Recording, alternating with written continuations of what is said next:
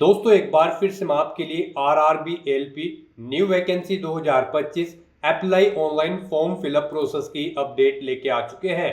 कैसे आप RRB LP assistant loco pilot post के लिए फॉर्म अप्लाई कर सकते हो, जिसके लिए 9,970 वैकेंसीज निकली हुई है।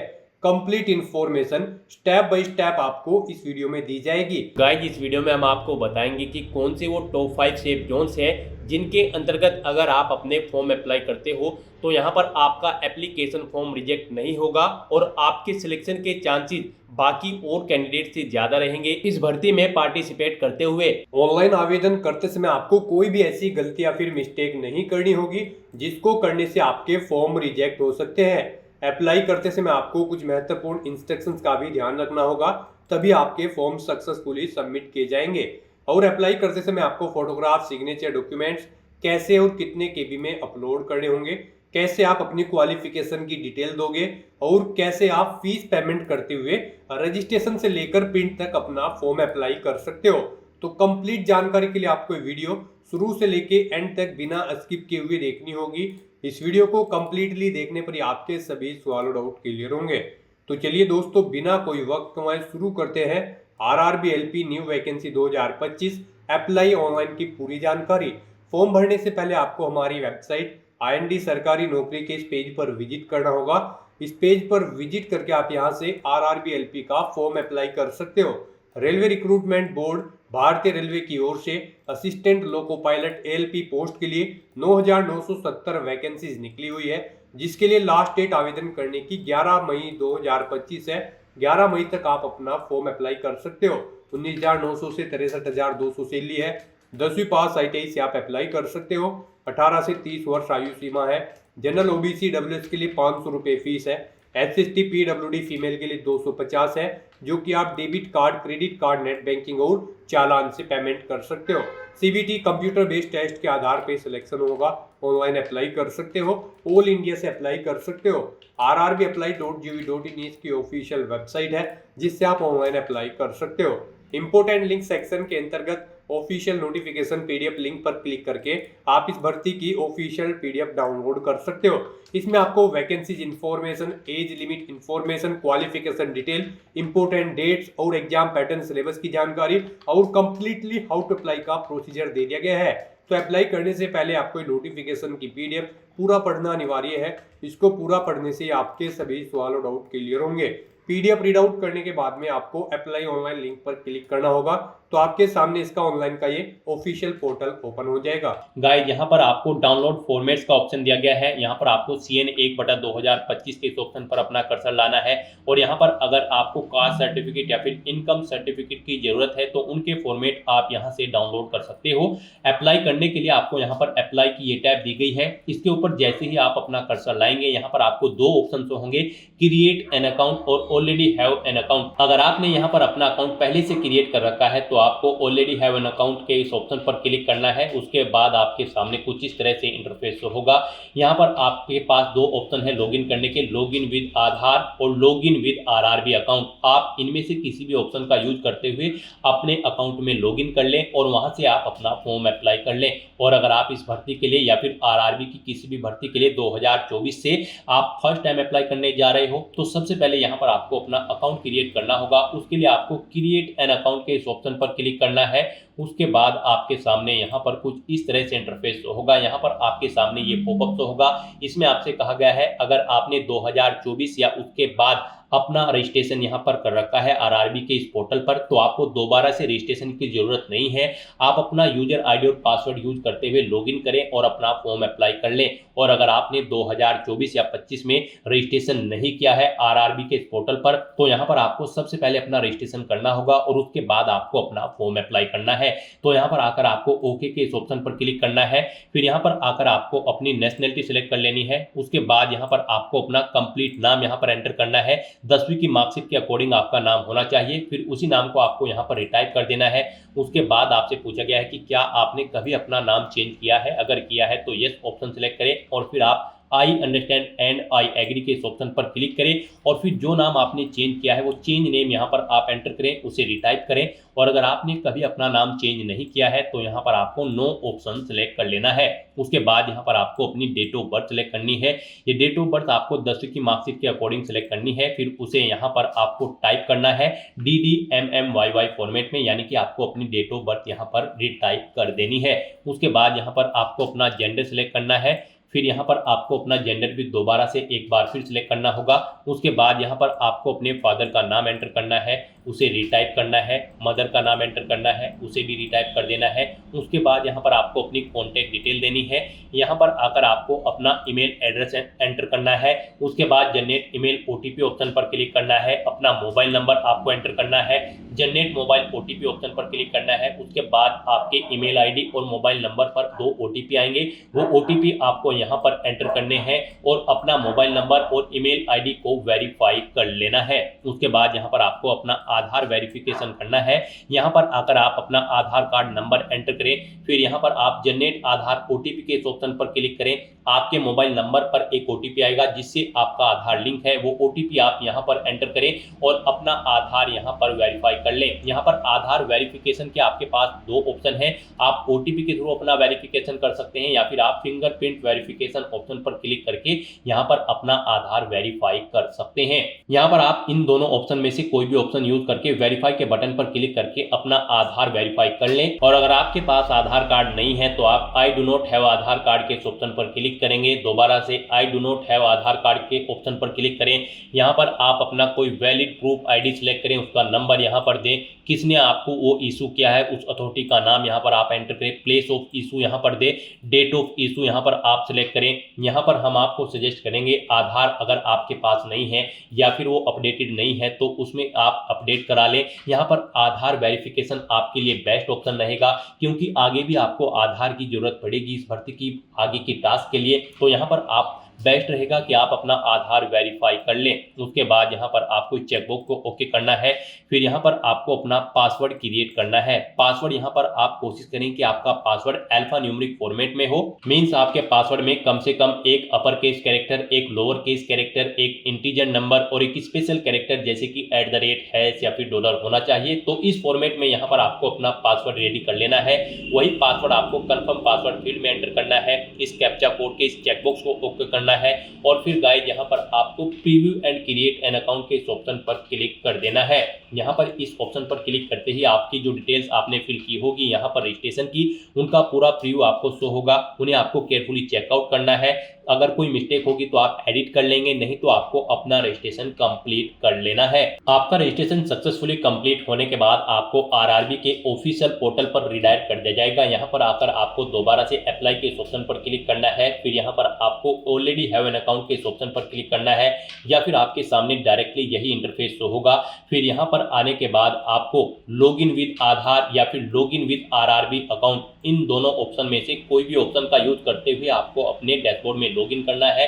गाइड यहाँ पर अगर आप login with Aadhaar option select करते हैं तो फिर यहाँ पर आपको अपना आधार नंबर एंटर करना है। उसके बाद आपको जनरेट आधार OTP के ऑप्शन पर क्लिक करना है। एक OTP आपके मोबाइल नंबर पर आएगा जिससे आपका आधार लिंक है। वो OTP आपको यहाँ पर एंटर करना है। I am not a robot इस चेकबॉक्स को ओके करना है और फिर आपको यहाँ पर लॉगिन के इस ऑप्शन पर क्लिक करके अपने डैशबोर्ड में लॉगिन कर लेना है और फिर वहां से आपको अपना फॉर्म अप्लाई करना है। और अगर आप login with RRB account option select करते हैं तो आपके सामने फिर यहाँ पर कुछ इस तरह से इंटरफेस शो होगा। यहाँ पर आने के बाद अब आपको अपना मोबाइल नंबर या फिर ईमेल एड्रेस एंटर करना है। अपना पासवर्ड आपको एंटर करना है।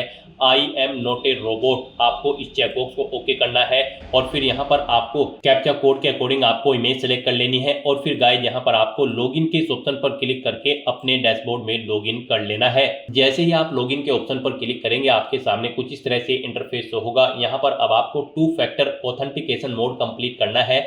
यहाँ पर आप सेंड OTP टू ईमेल, आप इस ऑप्शन पर क्लिक करें। आपकी ईमेल ID पर एक OTP जाएगा, वो OTP आप यहाँ पर एंटर करें या फिर आप सेंड OTP टू फोन के ऑप्शन पर क्लिक करें।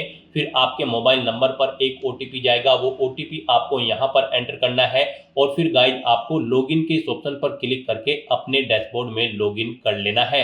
लॉगिन करने के बाद आपके सामने आपका डैशबोर्ड कुछ इस तरह से शो होगा। यहाँ पर आपको टॉप पर ही 4 ऑप्शन दिए गए हैं। सबसे पहले यहाँ पर आपको कुछ जनरल इंस्ट्रक्शन दिए गए हैं। आपको फॉर्म अप्लाई करने से पहले इन्हें केयरफुली रीड कर लेना है। यहाँ पर ऑनलाइन एप्लीकेशन का ऑप्शन है, एप्लीकेशन हिस्ट्री है। यहाँ पर जब आप फॉर्म अप्लाई कर लोगे तो फिर आप इस ऑप्शन में जाकर चेकआउट कर पाओगे आप अपना एप्लीकेशन फॉर्म सक्सेसफुली सबमिट कर चुके हो या फिर नहीं। और मॉडिफाई रजिस्ट्रेशन डिटेल आपको ये ऑप्शन दिया गया है। इस पर क्लिक करके यहाँ पर आप अगर आपके रजिस्ट्रेशन में मॉडिफाई करना चाहते हैं तो आप मॉडिफाई कर सकते हैं। यहाँ पर ये ऑप्शन आपका 18 अप्रैल 2025 के बाद एक्टिव होगा। आप इस ऑप्शन का यूज करते हुए अगर आपने रजिस्ट्रेशन में चेंज आउट करना चाहते हैं तो आप चेंज कर सकते हैं। तो यहाँ पर बस अब अगर आपका रजिस्ट्रेशन ओके है तो आपको अपना ऑनलाइन फॉर्म फिल करना है। उसके लिए आपको ऑनलाइन एप्लीकेशन के इस ऑप्शन पर क्लिक करना है या फिर जनरल इंस्ट्रक्शन के यहाँ पर आपको ऑनलाइन एप्लीकेशन के इस ऑप्शन पर क्लिक करना है। नेक्स्ट आपके सामने कुछ इस तरह से इंटरफेस होगा। यहाँ पर आपको RRB असिस्टेंट लोको पायलट का ये सेक्शन दे दिया गया है, यहाँ पर CN नंबर 1/2025 में। तो दोस्तों जैसा कि हम बात कर रहे थे कि कौन सी वो टॉप 5 सेफ जोन्स हैं जिनके अंतर्गत अगर आप अपने फॉर्म अप्लाई करोगे तो यहाँ पर आपके सिलेक्शन के चांसेस बाकी और कैंडिडेट से ज्यादा रहेंगे। तो यहाँ पर फर्स्ट नंबर पर आता है RRB अजमेर। इसके अंतर्गत नॉर्थ वेस्टर्न रेलवे और वेस्ट सेंट्रल रेलवे के लिए आप अप्लाई करें। यहाँ पर नॉर्थ वेस्ट रेलवे में 679 वैकेंसीज है और वेस्ट सेंट्रल रेलवे में 141 वैकेंसीज है। इसे यहाँ पर आप फर्स्ट नंबर पर रखें। सेकंड नंबर की अगर बात करें तो सेकंड नंबर पर आप RRB भुवनेश्वर के अंतर्गत ईस्ट सेंट्रल रेलवे के लिए अप्लाई करें। जी हाँ दोस्तों, इस जोन के लिए आप अप्लाई करें। इसके अंतर्गत यहाँ पर 928 वैकेंसीज निकली है। आप इसे सेकंड नंबर पर रखें। टॉप 5 सेफ जोन्स की अगर बात करें, थर्ड नंबर की सेफ जोन्स की अगर बात करें तो यहाँ पर RRB कोलकाता के अंतर्गत साउथ ईस्टर्न रेलवे और ईस्टर्न रेलवे के अंतर्गत आप तीसरे नंबर पर अपना जोन सेलेक्ट करें। यहाँ पर इनमें 262 और 458 वैकेंसीज है। और फोर्थ नंबर के सेफ जोन की अगर बात करें तो आप RRB रांची के अंतर्गत ईस्ट सेंट्रल रेलवे और साउथ ईस्टर्न रेलवे को रखें। यहाँ पर 578 और 635 वैकेंसीज निकली है। और फिफ्थ नंबर पर आप RRB सिकंदराबाद के अंतर्गत साउथ सेंट्रल रेलवे और ईस्ट कोस्ट रेलवे को रखें। यहाँ पर 967 और 533 वैकेंसीज है। तो दोस्तों ये हैं टॉप 5 सेफ जोन्स। इनके अंतर्गत अगर आप अपने फॉर्म अप्लाई करेंगे तो यहाँ पर आपके सिलेक्शन के चांसेस बाकी और कैंडिडेट से ज्यादा रहेंगे और आपका एप्लीकेशन फॉर्म भी रिजेक्ट होने के चांसेस नहीं होंगे। सबसे पहले आपको बोर्ड का नाम सिलेक्ट करना है जिस बोर्ड के लिए आप अप्लाई करना चाहते हैं। आप अपनी चॉइस के अकॉर्डिंग कोई भी बोर्ड यहाँ पर सिलेक्ट करें। इस चेकबॉक्स को ओके करें, यानी कि आपको RRB RRC की किसी भी भर्ती एग्जाम में बैठने से नहीं रोका गया है। तो आपको इस चेकबॉक्स को ओके कर देना है और उसके बाद गाइस यहाँ पर आपको नेक्स्ट के इस ऑप्शन पर क्लिक करना है। नेक्स्ट आपके सामने कुछ इस तरह से इंटरफेस होगा। यहाँ पर आपकी कुछ डिटेल ऑटोमेटिकली फेच कर ली गई है आपके रजिस्ट्रेशन से। यहाँ पर बस अब आपको सबसे पहले अपना मैरिटल स्टेटस देना है। उसके बाद आपको अपना रिलीजन सिलेक्ट करना है, अपनी मातृभाषा यहाँ पर आपको सिलेक्ट कर लेनी है।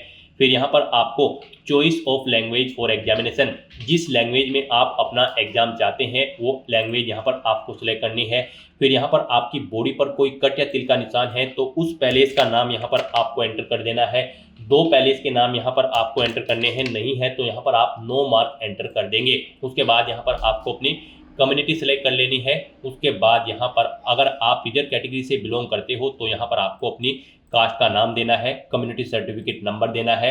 कम्युनिटी सर्टिफिकेट आपको किस अथॉरिटी ने इशू किया है, collector, city magistrate, deputy collector, आप अपने अकॉर्डिंग यहाँ पर ऑप्शन सेलेक्ट करें। उसके बाद इशूइंग स्टेट यहाँ पर आप सिलेक्ट करें। उसके बाद यहाँ पर आपका जो सर्टिफिकेट है वो कब आपको इशू हुआ है वो डेट आपको सिलेक्ट कर लेनी है। फिर यहाँ पर आपसे पूछा गया है कि क्या आप फ्री ट्रैवल पास चाहते हैं रेलवे का, अगर चाहते हैं तो यस करें। और फिर यहाँ पर आप अपने नियरेस्ट रेलवे स्टेशन का नाम एंटर करें और फिर यहाँ पर आप अपना वैलिड कास्ट सर्टिफिकेट अपलोड कर दें। आपका सर्टिफिकेट यहाँ पर 400 KB से कम होना चाहिए, PDF फॉर्मेट में होना चाहिए। आपको अपलोड डॉक्यूमेंट के ऑप्शन पर क्लिक करना है, फाइल को सिलेक्ट कर लेना है और अपना कास्ट सर्टिफिकेट यहाँ पर आपको अपलोड कर देना है। और अगर आप यहाँ पर अनरिजर्व कैटेगरी से आते हैं तो फिर आगे के ऑप्शन आपको डिसेबल्ड कर दिए जाएंगे। उसके बाद यहाँ पर आपको अपना प्रेजेंट एड्रेस एंटर करना है, फिर आपको अपना परमानेंट एड्रेस एंटर करना है। और अगर आपका परमानेंट एड्रेस आपके प्रेजेंट एड्रेस के अकॉर्डिंग सेम है तो आप इस चेकबॉक्स को ओके कर दें। ऑटोमेटिकली आपका परमानेंट एड्रेस आपके प्रेजेंट एड्रेस के अकॉर्डिंग फिल हो जाएगा। उसके बाद गाइस यहाँ पर आपको सेव के इस ऑप्शन पर क्लिक करके अपनी डिटेल सेव कर देनी है और फिर आपको नेक्स्ट के इस ऑप्शन पर क्लिक करना है। नेक्स्ट गाइस, यहाँ पर आपको अपनी कैटेगरी की डिटेल देनी है। यहाँ पर आपसे पूछा गया है कि क्या आप ई सर्विसमैन हैं, अगर हैं तो आप येस ऑप्शन सेलेक्ट करें। फिर यहाँ पर आप अपनी डिफेंस सर्विस सेलेक्ट करें, किस में आप ई सर्विसमैन थे, आर्मी, नेवी, एयरफोर्स, अपने अकॉर्डिंग ऑप्शन सेलेक्ट करें। अपनी रैंक यहाँ पर एंटर करें। डेट ऑफ अटेस्टेशन यहाँ पर आप सिलेक्ट करें। और फिर आपसे पूछा गया कि क्या आप फिलहाल भी डिफेंस सर्विस में कार्यरत हैं, अगर हैं तो यस करें, और फिर यहाँ पर नहीं है तो आप नो ऑप्शन सेलेक्ट कर लें। अगर आप यहाँ पर जॉब छोड़ चुके हो, डेट ऑफ डिस्चार्ज यहाँ पर आप सिलेक्ट करें। रीजन ऑफ डिस्चार्ज यहाँ पर दे, डिस्चार्ज सर्टिफिकेट नंबर दे। क्या आपने दोबारा से री एम्प्लॉयमेंट किया है एज ए ई सर्विसमैन, अगर किया है तो यस करें, नहीं तो नो ऑप्शन सेलेक्ट करें। और गाइज, अगर आप ई सर्विसमैन नहीं हो तो यहाँ पर आपको नो ऑप्शन सेलेक्ट करना है, आगे की डिटेल आपको डिसेबल्ड कर दी जाएगी। फिर यहाँ पर आपसे पूछा गया कि क्या आप ईबीसी सर्टिफिकेट होल्डर कैंडिडेट हैं, अगर हैं तो आप यस करें, और फिर I understand and I agree के इस ऑप्शन पर क्लिक करें। फिर यहाँ पर आपसे पूछा गया है कि do you wish to avoid fee concession, अगर आप फीस में कंसेशन चाहते हैं तो यस ऑप्शन सेलेक्ट करें। फिर अपना सर्टिफिकेट नंबर दें। इश्यूइंग अथॉरिटी यहाँ पर आप सेलेक्ट करें, कब आपको ये सर्टिफिकेट इशू हुआ है वो डेट आप सेलेक्ट कर लें। और अगर आप ईबीसी सर्टिफिकेट होल्डर कैंडिडेट नहीं है तो यहाँ पर आपको नो ऑप्शन सेलेक्ट करना है। उसके बाद यहाँ पर आपसे पूछा गया कि क्या आप रेलवे में सर्विस करते हैं, यहाँ पर अगर आप रेलवे एम्प्लॉय हैं तो आप यस करेंगे। फिर यहाँ पर आपसे पूछा गया कि क्या आपने यहाँ पर एनओसी के लिए अप्लाई किया हुआ है, तो यहाँ पर आप किया हुआ है तो यस करें, नहीं तो आप यहाँ पर नो ऑप्शन सेलेक्ट करेंगे। और उसके बाद यहाँ पर आपको अपनी कैटेगरी देनी है। उसके बाद प्लेस ऑफ वर्किंग देना है, अपना जोन यहाँ पर आपको सिलेक्ट करना है। और अगर आप रेलवे के एम्प्लॉय नहीं है तो यहाँ पर आपको नो ऑप्शन सेलेक्ट करना है। उसके बाद यहाँ पर आपको पूछा गया कि क्या आप करंट में कहीं पर एम्प्लॉय हैं, अगर हैं तो यहाँ पर आप ऑप्शन सेलेक्ट करें। आप सेंट्रल गवर्नमेंट में एम्प्लॉय हैं, स्टेट में, या फिर किसी पब्लिक सेक्टर में, तो यहाँ पर आप अपने अकॉर्डिंग ऑप्शन सेलेक्ट करें। और फिर यहाँ पर आप उसकी डिटेल दें, जैसे कि अगर आप स्टेट गवर्नमेंट में एम्प्लॉय हैं तो नेम ऑफ ऑर्गेनाइजेशन, किस डेट से आपने जॉब स्टार्ट की है, और क्या फिलहाल भी आप वर्क कर रहे हैं, यहाँ पर आपको ये डिटेल्स प्रोवाइड करानी है। और अगर आप यहाँ पर करंट एम्प्लॉयमेंट नहीं है, यानी कि आप करंट में जॉब नहीं करते हैं, तो फिर यहाँ पर आपको नॉट एप्लीकेबल का ये ऑप्शन सेलेक्ट करना है। उसके बाद आपको इस पेज को नीचे स्क्रॉल डाउन करना है। नेक्स्ट यहाँ पर आपसे पूछा गया कि क्या आपने अपना एसीटी अप्रेंटिस का कोर्स कंप्लीट किया हुआ है, अगर किया हुआ है तो यहाँ पर आप यस ऑप्शन सेलेक्ट करें। फिर आप अपनी ट्रेड का नाम सेलेक्ट करें, किस ट्रेड में आपने कोर्स कंप्लीट किया है, कब से आपने ट्रेनिंग स्टार्ट की थी वो डेट सेलेक्ट करें, कब कंप्लीट हुई है वो डेट आप सेलेक्ट करें। फिर यहाँ पर आपका रिजल्ट डिक्लेयर हो चुका है या फिर नहीं, आपको येस या नो ऑप्शन सेलेक्ट करना है। और अगर गाइड यहाँ पर आप अपना एसीटी अप्रेंटिस का कोर्स कंप्लीट नहीं किए हो तो यहाँ पर आपको नो ऑप्शन सेलेक्ट करना है, फिर आपको ये डिटेल देनी नहीं होगी। उसके बाद यहाँ पर आपको अपनी बैंक की डिटेल देनी है। यहाँ पर आप अकाउंट होल्डर का नाम एंटर करें। फिर यहाँ पर आकर आपको अपने बैंक अकाउंट का नंबर एंटर करना है, उसे यहाँ पर आपको दोबारा से एंटर करके कंफर्म कर लेना है। फिर आपको अपने बैंक का आईएफएससी कोड देना है, कंफर्म के ऑप्शन पर क्लिक करना है। आपके बैंक का नाम और आपको आपके बैंक का एड्रेस यहाँ पर आपके आईएफएससी कोड के अकॉर्डिंग शो हो जाएगा। इस तरह से अपनी डिटेल यहाँ पर फिल करने के बाद फिर गाइज आपको सेव के इस ऑप्शन पर क्लिक करके अपनी डिटेल सेव कर देनी है और फिर आपको नेक्स्ट के इस ऑप्शन पर क्लिक कर देना है। नेक्स्ट यहाँ पर आपको अपनी एजुकेशनल क्वालिफिकेशन की डिटेल देनी है। यहाँ पर आरआरबी असिस्टेंट लोको पायलट की इस भर्ती में पार्टिसिपेट करने के लिए आपका 10वीं क्लास पास आउट होना जरूरी है, प्लस आपके पास आईटीआई का सर्टिफिकेट भी होना जरूरी है किसी रिलेवेंट ट्रेड के अंतर्गत। तो यहाँ पर अब आपको सबसे पहले आकर आपको अपनी एडिट के इस ऑप्शन पर क्लिक करना है। उसके बाद यहाँ पर आपको अपनी 10वीं क्लास की डिटेल प्रोवाइड करनी है। यहाँ पर आपको सबसे पहले स्टेट सेलेक्ट करना है, किस स्टेट से आपने अपनी 10वीं क्लास पास आउट की है। फिर आपको अपना डिस्ट्रिक्ट सेलेक्ट करना है। फिर आपको बोर्ड का नाम यहाँ पर देना है, किस बोर्ड से आपने अपनी 10वीं क्लास पास आउट की है। फिर आपको पासिंग डेट यहाँ पर सिलेक्ट करनी है, किस डेट को आपने अपनी 10वीं क्लास पास आउट की है। 10वीं का रोल नंबर यहाँ पर आपको एंटर करना है। अपनी 10वीं क्लास का यहाँ पर आपको सर्टिफिकेट का सीरियल नंबर एंटर कर देना है और फिर आपको अपडेट के इस ऑप्शन पर क्लिक करके अपनी डिटेल यहाँ पर अपडेट कर देनी है। यहाँ पर आपको डिटेल ऑटोमेटिकली फिर मिल जाएगी। अगर आपने आरआरबी में 2024 या 25 की किसी भर्ती में पहले भी अप्लाई किया हुआ है, नहीं मिलेगी तो फिर यहाँ पर आपको मैन्युअली ये डिटेल्स एंटर कर देनी है और अपडेट के ऑप्शन पर क्लिक करके अपनी डिटेल सेव कर देनी है। इस तरह से यहाँ पर आपकी 10वीं क्लास की डिटेल सक्सेसफुली सेव हो जाएगी। उसके बाद यहाँ पर जो रिक्वायर्ड क्वालिफिकेशन है आपके पास यहाँ पर इस भर्ती में पार्टिसिपेट करने के लिए आईटीआई का सर्टिफिकेट होना जरूरी है रिलेवेंट ट्रेड के अंतर्गत। यहाँ पर या तो आपके पास आईटीआई का सर्टिफिकेट हो या फिर आपके पास 3 साल का डिप्लोमा होना चाहिए इंजीनियरिंग का, या फिर डिग्री होनी चाहिए इंजीनियरिंग की रिलेवेंट ट्रेड के अंतर्गत, या फिर आपके पास आईटीआई या फिर एनएसी नेशनल अप्रेंटिसशिप सर्टिफिकेट होना चाहिए। तो आपको इनमें से अपनी चॉइस के अकॉर्डिंग कोई भी ऑप्शन सिलेक्ट करना है, जो भी आपके पास है आप यहाँ पर ऑप्शन सिलेक्ट करें। ITI अगर आप सिलेक्ट करते हैं तो फिर यहाँ पर आकर आपको सबसे पहले ट्रेड सिलेक्ट करनी है, किस ट्रेड में आपने अपनी ITI कंप्लीट की है। फिर आपको स्टेट सिलेक्ट करना है, किस स्टेट से आपने अपनी ITI कंप्लीट की है। फिर स्टेट के अकॉर्डिंग यहाँ पर आपको अपना डिस्ट्रिक्ट सिलेक्ट कर लेना है, इंस्टीट्यूट का नाम देना है जिससे आपने अपनी ITI कंप्लीट की है, पासिंग डेट यहाँ पर आपको सिलेक्ट करनी है, कब पास आउट की है, सर्टिफिकेट आपको किसने इशू किया है ITI का, NCVT या फिर SCVT ने, आप अपने अकॉर्डिंग ऑप्शन सिलेक्ट करें।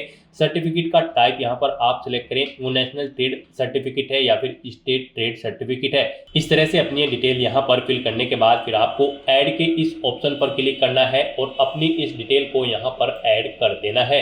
इस तरह से यहाँ पर आपकी ITI की डिटेल भी ऐड हो जाएगी। उसके बाद अगर आपके पास 3 साल का डिप्लोमा है इंजीनियरिंग का या फिर डिग्री है इंजीनियरिंग की या फिर NSC सर्टिफिकेट है, तो आप अपने अकॉर्डिंग यहाँ पर ऑप्शन सिलेक्ट करके उसकी डिटेल भी सेम ऐसे ही यहाँ पर प्रोवाइड करा सकते हैं।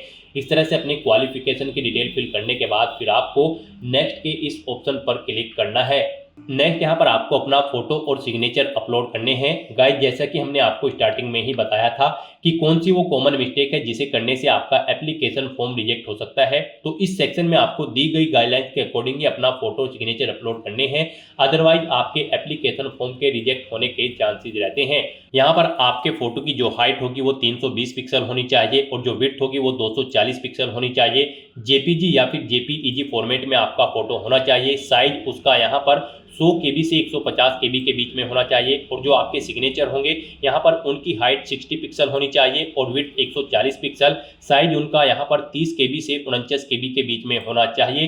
JPG या फिर JPEG फॉर्मेट में आपके सिग्नेचर होने चाहिए। यहाँ पर आपके फोटो रिजेक्ट होने की कुछ सैंपल आपको दिए गए हैं। यहाँ पर आपको सैंपल ऑफ फ्यू रिजेक्टेबल फोटोज, आपको इस ऑप्शन पर क्लिक करना है।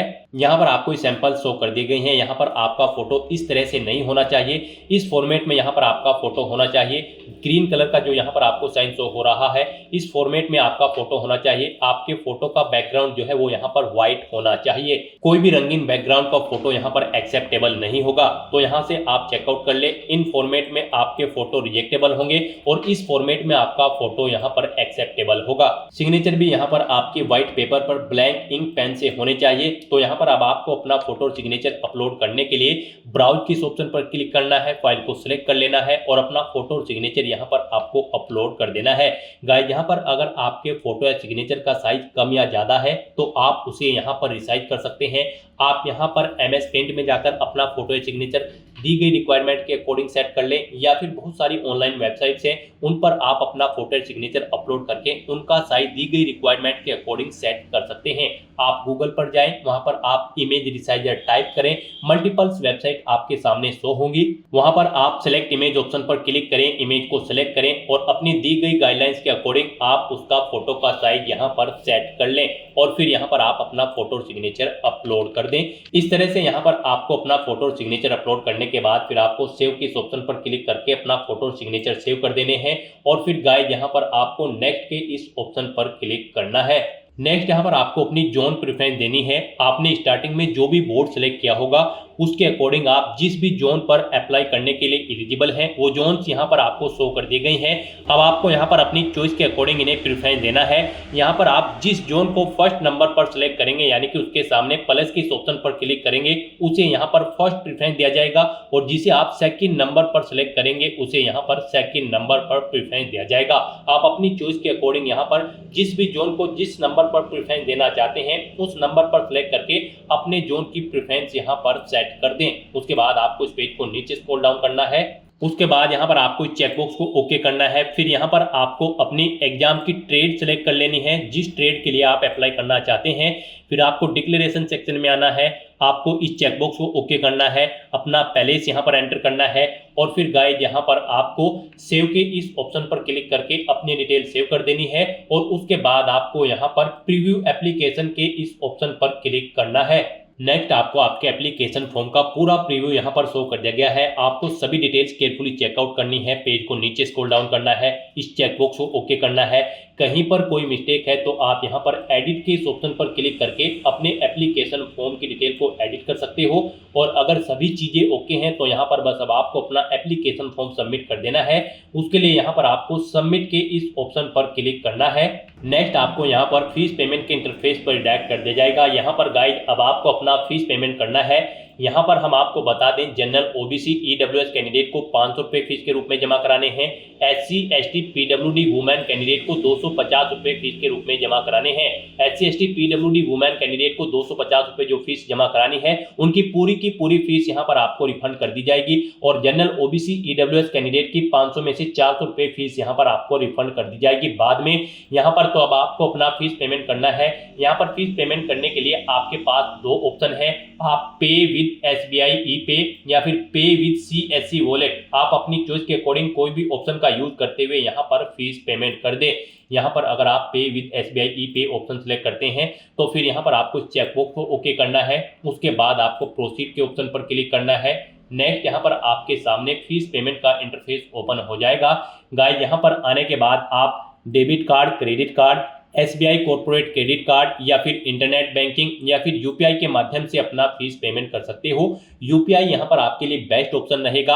आप UPI के इस ऑप्शन पर क्लिक करें। अगर आपको अपनी UPI ID पता है तो आप एंटर UPI ID के इस ऑप्शन पर क्लिक करें। यहाँ पर आप अपनी UPI ID एंटर करें और वैलिडेट UPI ID ऑप्शन पर क्लिक करते हुए अपना फीस पेमेंट कर दें। और अगर आप QR कोड के थ्रू फीस पेमेंट करना चाहते हैं तो यहाँ पर आप UPI QR के इस ऑप्शन पर क्लिक करें। फिर आप पे नाउ के इस ऑप्शन पर क्लिक करें। पे नाउ ऑप्शन पर क्लिक करते ही आपके सामने एक QR कोड शो होगा। आप उसे अपने किसी भी UPI से स्कैन करें और अपना फीस पेमेंट कर दें। सक्सेसफुली फीस पेमेंट करने के बाद आपको आपके डैशबोर्ड में डायरेक्ट कर दिया जाएगा। अपने डैशबोर्ड में आकर आपको एप्लीकेशन हिस्ट्री की स्टेप पर आना है और फिर यहाँ पर आपको असिस्टेंट लोको पायलट के सामने यहाँ पर आपको व्यू एप्लीकेशन के इस ऑप्शन पर क्लिक करके अपने एप्लीकेशन फॉर्म का एक हार्ड कॉपी प्रिंट आउट ले लेना है फ्यूचर यूज के लिए, फ्यूचर रेफरेंस के लिए। यहाँ पर आप अपने एप्लीकेशन फॉर्म का स्टेटस भी चेकआउट कर सकते हो। यहाँ पर आपके एप्लीकेशन फॉर्म का स्टेटस आपको सक्सेस शो कर दिया जाएगा अगर आपका एप्लीकेशन फॉर्म सक्सेसफुली सबमिट हो जाता है। तो दोस्तों ऐसे आप RRB assistant loco pilot 9970 post के लिए अपना फॉर्म अप्लाई कर सकते हो बिना कोई मिस्टेक किए हुए, स्टेप बाय स्टेप। आज की इस वीडियो में बस इतना ही। आई होप ये वीडियो आपको पसंद आई होगी। अगर पसंद आई हो तो इसे लाइक और शेयर करें। चैनल पर नए हो तो इसे सब्सक्राइब कर लें। Thanks for watching.